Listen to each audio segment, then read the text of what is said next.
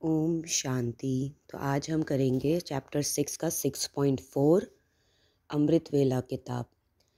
इसमें बाबा ने हमें अलग अलग स्मृति दिलाई है कि कौन कौन से तिलक की स्मृति हमें अमृत वेले लानी है। पहला तिलक है विजय का तिलक। सदा अपने को विजय के तिलकधारी आत्मा अनुभव करते हो। जब हम तिलक कहते हैं, तिलक का अर्थ है स्मृति। तो क्या मुझे सदा के लिए अपने ऊपर विजय का तिलक अनुभव होता है? विजय का तिलक सदा लगा हुआ है, कभी मिट तो नहीं जाता। माया कभी मिटा तो नहीं देती, यानी कोई वजह बन जाए जहाँ पे हमें लगे कि माया ज़्यादा ताकतवर है, वो जीत जाएगी और मेरी हार होती है, तो बाबा कह रहे ये हुआ कि मैं भूल गई।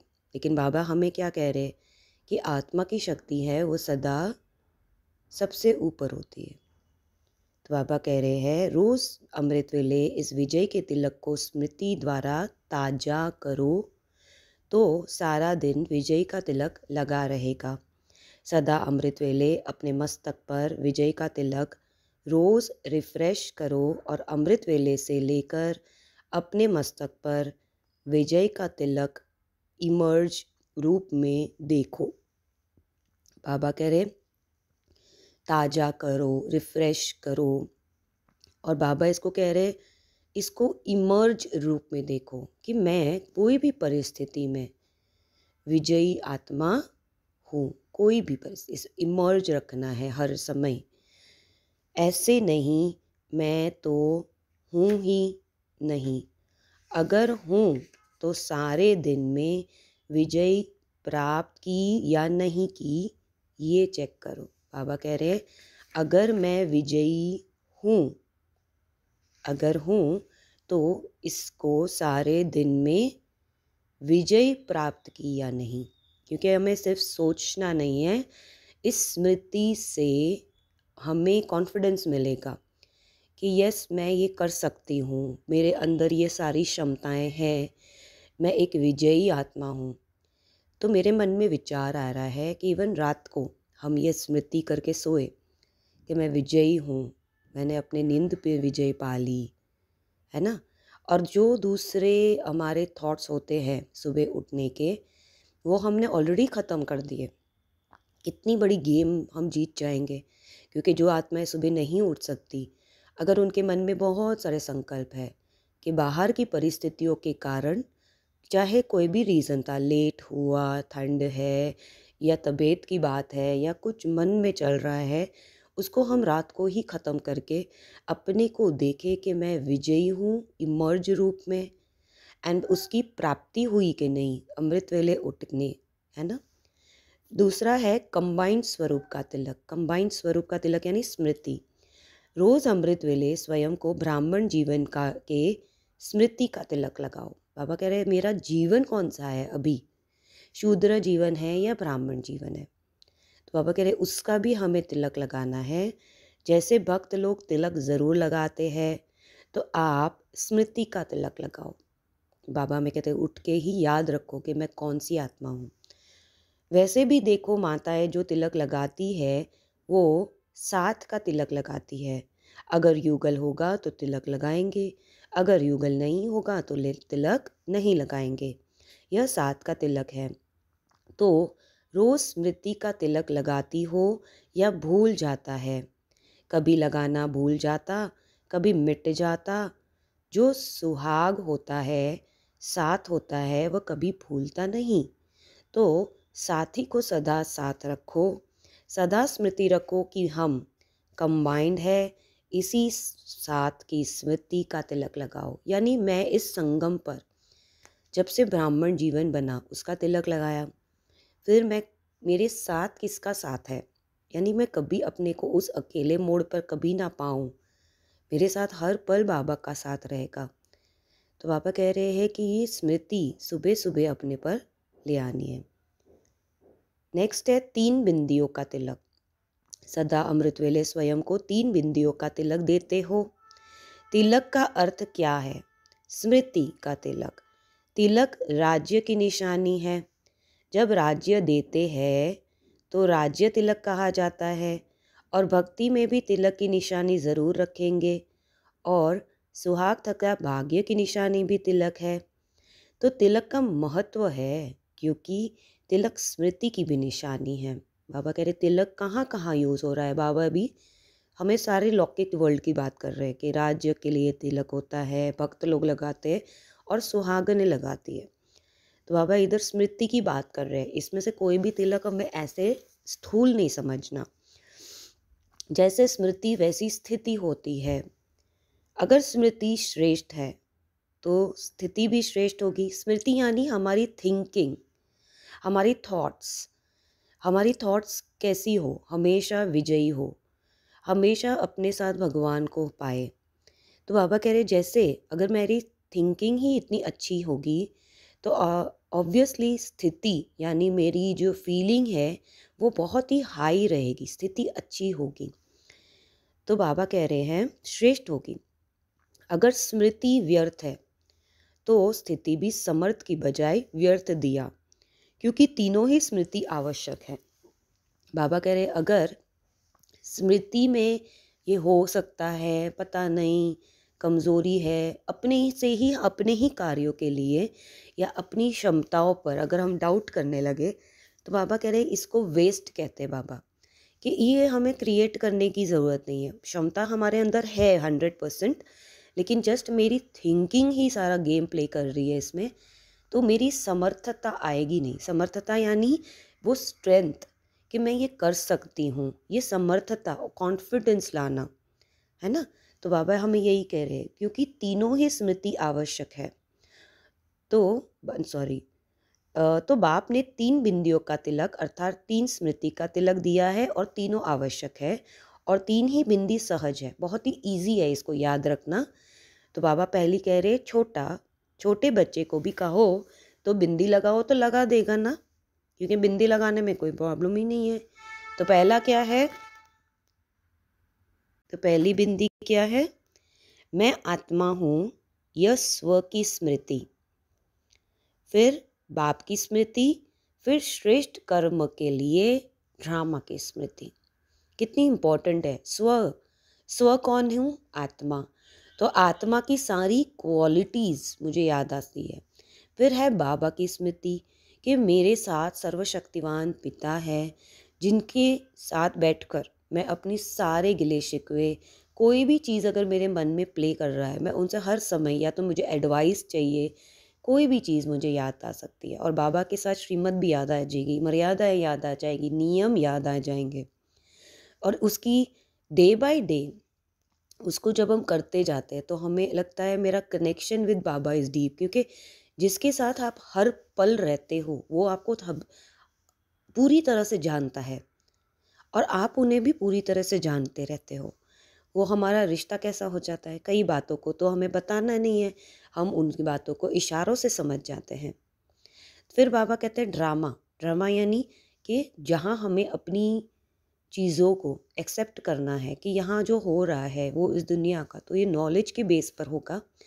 और बाबा कह रहे इस स्मृति को भी इमर्ज करना है। ड्रामा चलता रहता है, बीत जाता है, तो अभी प्रेजेंट है वो सेकंड में पास्ट हो जाएगा। तो बीत जाता है इसीलिए बीती सो बीती, फुल स्टॉप। तो बिंदी हो गई ना, यानी बाबा कह रहे एक सेकंड की बात को भी अपनी स्मृति में फिर से नहीं लानी है, क्योंकि वो बीत चुका है। क्योंकि हम अगर सोचते ये भी अच्छा था तो सोचने में क्या बुराई है, लेकिन जब हम उसके बारे में भी सोचते हैं तो हमें लगेगा कि ये चीज़ मेरे साथ अब नहीं हो रही है। तो अब हमें क्या सोचना है,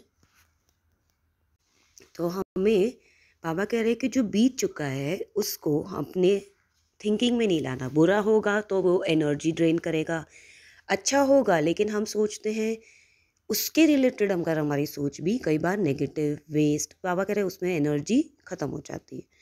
तो बाबा हमें कह रहे फुल स्टॉप लगाओ, तो बिंदी हो गई ना।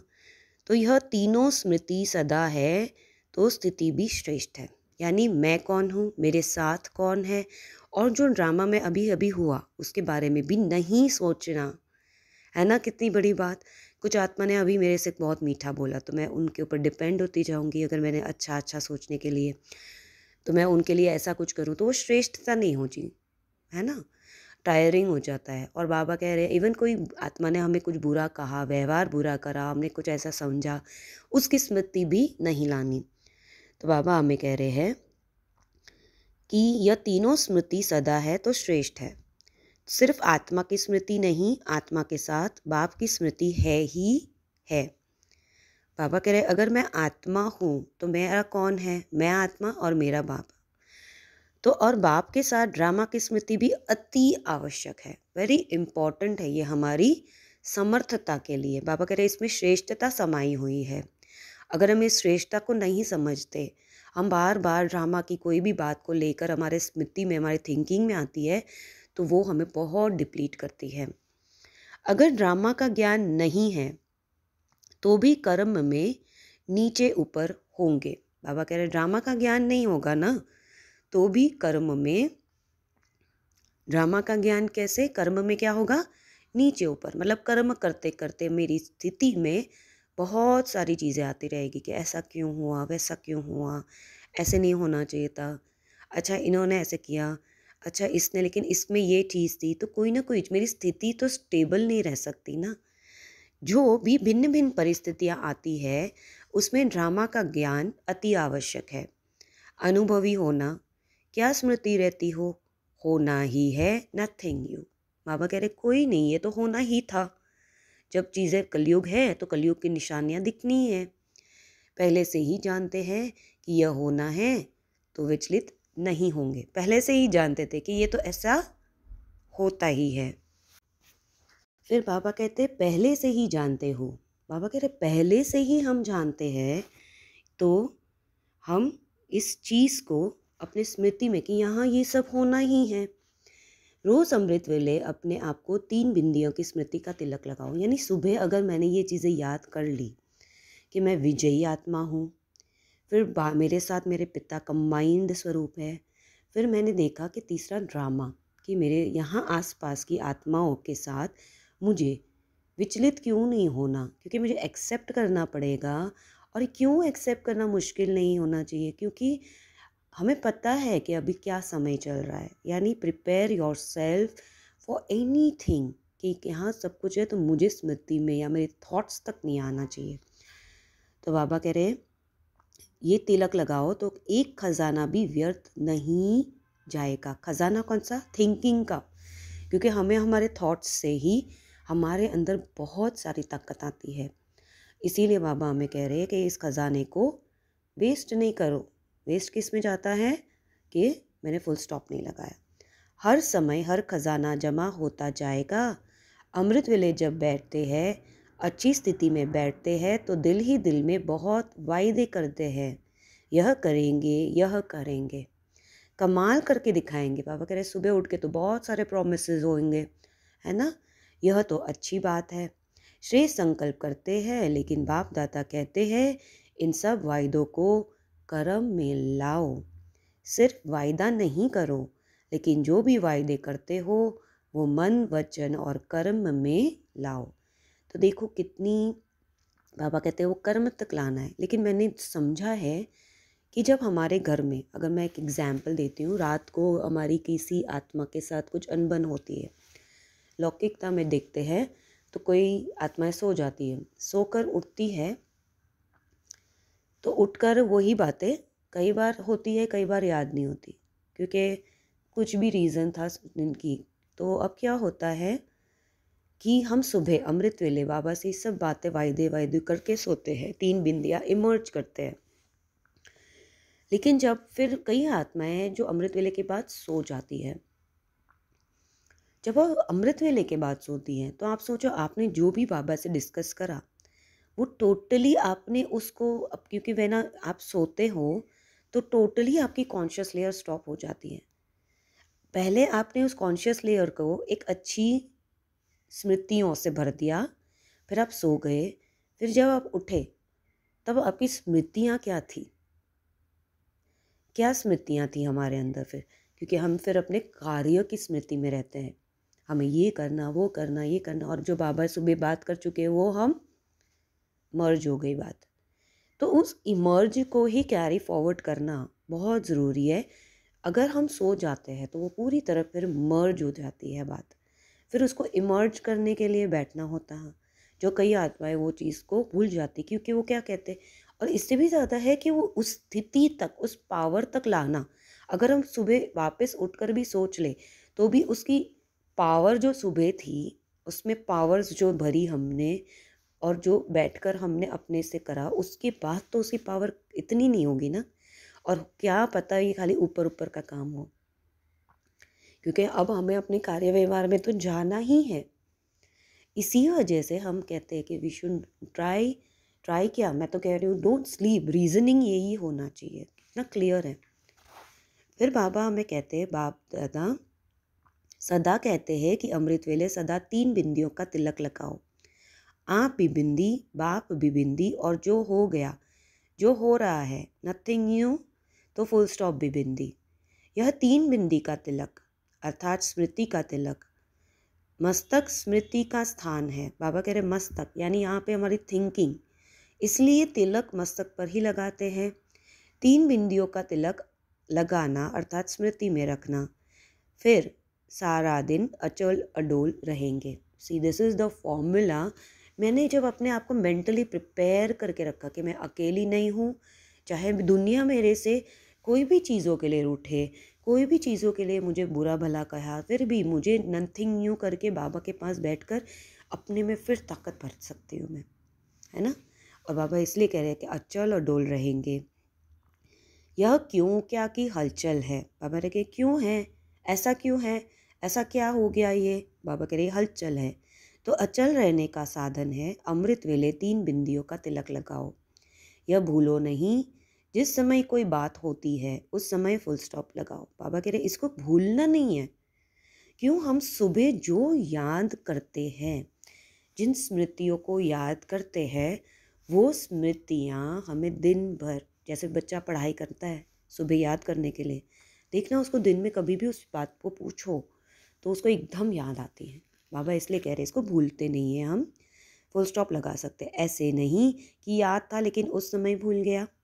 गाड़ी में यदि समय पर ब्रेक ना लगे तो फ़ायदा होगा या नुकसान। तो समय पर फुल स्टॉप लगाओ। नथिंग न्यू, होना था, हो रहा है, और साक्षी होकर के देख कर आगे बढ़ते चलो कि हाँ ठीक है हो गया, अब आगे क्या। तो त्रिकालदर्शी अर्थात आदि मध्य अंत तीनों को जान, जैसा समय वैसे अपने को सदा सेफ रख सको। ऐसे नहीं कहो कि यह समस्या बहुत बड़ी थी ना, छोटी होती तो मैं पास हो जाती, लेकिन समस्या बहुत बड़ी थी। रीजनिंग नहीं देनी है। बाबा कह रहे कोई समस्या कैसी भी मैग्नीट्यूड की हो, कोई बड़ी है कोई छोटी है, कोई भी चीज़ की है, बाबा कहते हैं मेरी स्मृति तक आना ही फेलियर है। फिर क्या, वहाँ हलचल हो गई, और हलचल में फिर हम क्या कर सकते हैं, अचल बनने के लिए फिर से हमें वही स्मृति यूज़ करनी पड़े, हमें अपने आप को काउंसिल करना पड़े, बहुत समय चला जाता है। और ये क्या होती है, एनर्जी डिप्लीट, और कई कई बार तो वो स्टॉप ही नहीं होगा, है ना। इसीलिए बाबा हमें कह रहे हैं नथिंग न्यू। तो बाबा कह रहे हैं तीनों को जान, जैसा समय वैसे अपने को सदा सेफ रख सकते हो। बाबा कह रहे हैं कि देखो तीनों को जानो कि अभी कैसा काल चल रहा है। आदि का समय नहीं चल रहा, मध्य का नहीं, अंत का समय चल रहा है। और ये अंत के समय को, समय में इसको जानना है कि अंत का समय है अभी। तो बाबा कह रहे इससे सेफ रख कर सको। ऐसे नहीं कहो यह समस्या बहुत बड़ी थी, नहीं, अंत का समय है तो बड़ी है छोटी हो, आनी है। कितनी भी बड़ी समस्या हो, लेकिन आप तो मास्टर सर्वशक्तिवान हो ना, तो बड़े हुए ना। बड़े के आगे समस्या नहीं, लेकिन खेल है। खेल क्या होता है, हाँ ठीक है ना, कोई बात नहीं, it was just a game. यानी हमें क्या समझना है इसमें, वॉज इट अ गेम, नहीं, लेकिन हम सोचते हैं इतनी लाइटली लेना है, इस बात को अपने पर हावी नहीं होने देना है। फिर बाबा कहते हैं इसको कहा जाता है त्रिकालदर्शी। देखो बाबा कहते हैं जब काल को समझा, त्रिकाल को समझा, काल में यानी अंत काल चल रहा है, उस काल में अगर हमने समझा और फिर बाबा कहते कैसी भी समस्या हो, मेरे अंदर तो वो क्षमता आ गई ना कि मैं कोई भी समस्या को फिनिश कर सकती हूँ। तो इसको त्रिकालदर्शी कहते हैं। त्रिकालदर्शी आत्मा सदा ही निश्चिंत रहती है, क्योंकि उसे निश्चय है कि हमारी विजय हुई पड़ी है। रोज़ अमृत वेले इन 3 त्रिमूर्ति स्वरूप के अविनाशी तिलक को चेक करो, तो माया सारे दिन में मिटाने की हिम्मत नहीं रख सकेगी।